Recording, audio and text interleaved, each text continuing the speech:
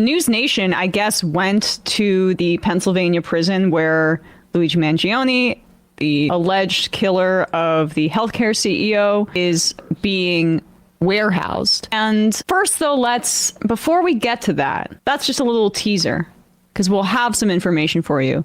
But this was Jesse Waters just a few days ago speculating about what it would be like for Luigi in prison. And good, he's got it. Now, he's a prep school kid. He's politically connected in Maryland. He's ready for prison? I don't think anyone's ready, Brian. Maybe you are, Brian, in a different way. But this guy's not ready. He's way too soft. He's going to get annihilated on the inside. And good. If he's not going to get the death penalty, maybe someone will do him justice behind bars. That's all I have to say about that. You should stop there. Right. And that was too much for even Judge Jeanine, his implication that Luigi was so soft he would get assaulted sexually in prison. Did he not see the shirtless pics of this guy on social that he had posted on social media? This guy is ripped. I don't think this guy has to worry about anything in prison, honestly. He's trying to say that because he went to an Ivy League school and because he went to prep school that he's soft. You know, look up the schools that Jesse Waters went to when he was a teenager, by the way. They're all available on Wikipedia. Very funny aerial photos of some of these places. And by the way, Jesse Waters, I know you lost that fight to Ryan Grimm, so let's be real about who's soft and who's hard here. But now that we have that, let's test that theory. So News Nation went, they're outside of the prison where he's being held in Pennsylvania. And this is how the prisoners who are there were reacting to his presence alongside them. This was just from a few hours ago, and here they are, 10 o'clock as promised. They said earlier today, tell Ashley Banfield that Luigi is watching at 10 o'clock. I mean, obviously, that's just a hard roast at this point because they're not near Luigi in any way. Can I just ask the guys if they can hear me right now to answer yes or no very loud? Does Luigi have television in his single cell? No. Unreal. They said no, right? Obviously, we have a little bit of a delay, but they're getting. They're getting the questions and they're giving us the answers. So Luigi does not have. Wow, this is quite something. This is the strangest interview I've ever conducted. Me too, Ashley. According to the Department of Corrections, he's got his own solitary cell. It's not solitary confinement, but he's by himself. It's not dorm style. I'm not sure exactly what those guys got going on in terms of a living situation. It sounds like they're all clustered together. Isn't it interesting? It is interesting because, I've been hearing from some folks that this is just a very online story. It's just people making memes about how hot this guy is. No. The people, folks. Those aren't online leftist edge posters, those inmates who are in that prison with him. Those are regular people who think what he did rocked. And that's the range, really, of the reactions that you're hearing. It's either like from normal people. Sometimes like you may have a boomer dad or something that's like, let's not celebrate this. But for a lot of people, I think it's really millennials and younger.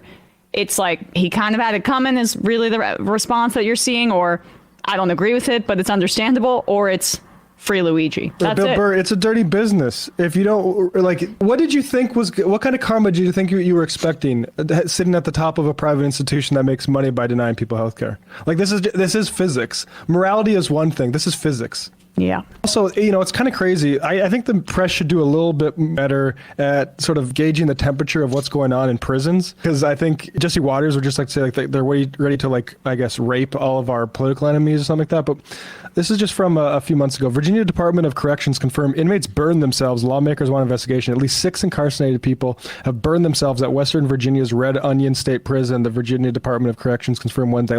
What is going on to the imprisoned population in America, which is the largest imprisoned population anywhere in the entire world, more than China? We have more raw numbers of people imprisoned than China. What's going on in there is, I think, really submerged. And that's the one thing I can't help but thinking when we have an interview for the prison walls with some prisoners. It's like we should be hearing a lot more from the people that we warehouse. Oh, yeah. I do. How did they know that all these prisoners watch News Nation, though?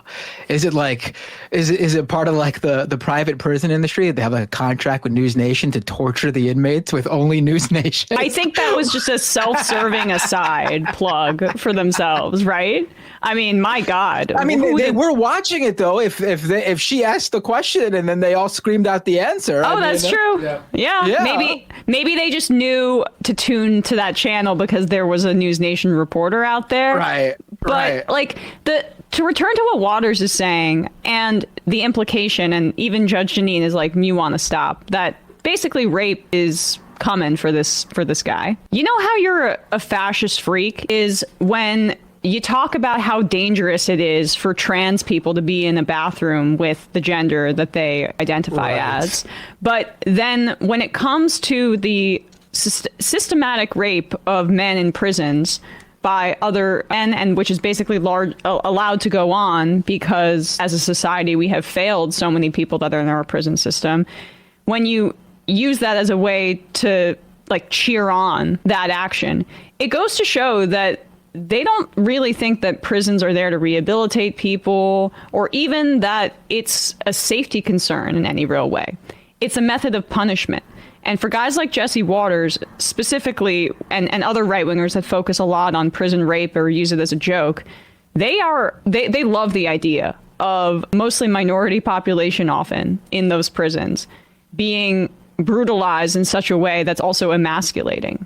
In the same way that like black men and their sexuality and their masculinity is fetishized, the reverse of that is to have these right-wingers who really get off on the idea that prison populations, and Luigi's not a black man, but are largely minority populations, or just that they're poor and undesirable, that they're being punished in the way that they would find the most emasculating. And so there's so many layers to that that are really dark. The only prison rape they don't like is if the person is trans doing it.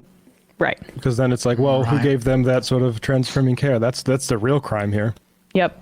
Right. And so, I mean, someone just wrote in, and this is a great point, Chicago Steve, he literally just suggested that simply going to prison was insufficient justice, that he must be killed or raped to be justice, or at least fantasizing about it. And, you know, the thing about it is Jesse Waters, he's the kind of guy that wants to, and I bring this up every time, coerce a woman into dating him by slashing her tires so she has no choice but to go home with him, which is what he bragged about on air, how he met his wife, Emma, who was an intern for Fox News at the time. Yeah, I don't know if Luigi would have had to slash a girl's tires to get them to notice him.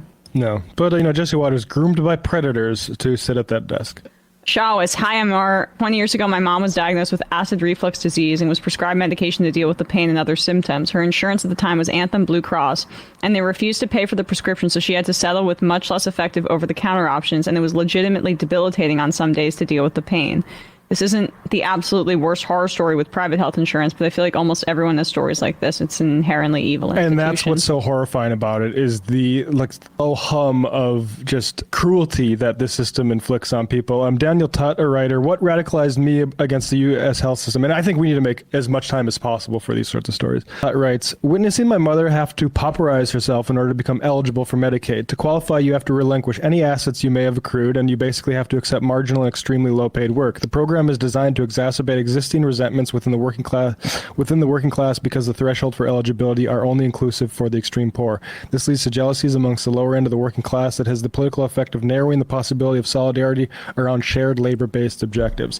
All this is construed by design as an objective of the neoliberal state. It is meant to fragment the working class and to forge relations of paternalistic dependency on the state amongst the extreme poor. This shatters their political consciousness by rerouting their rage with this system onto one another. So we have to be severe in this moment and be honest that this is not about just like disagreements among two people grasping the different part of the elephant and some people describing the trunk and some people describing the tail. What you have with people who are paid to write arguments minimizing the brutality and cruelty and meaninglessness other than profit of the private healthcare system, they're lying. They are lying for that system because that system can only exist based on fictions. The fiction that they're going to do something efficient, that they're going to do somehow lead to better care. They don't. The only care they lead to better is better care of the really rich people who own stock or are big parts of the company. And this is a fight. This is not a disagreement. Hey folks, don't forget to hit the subscribe button and check out our daily show. We do it every day at 12 p.m. Eastern for about 2.5 hours. We even take phone calls. You should check that out.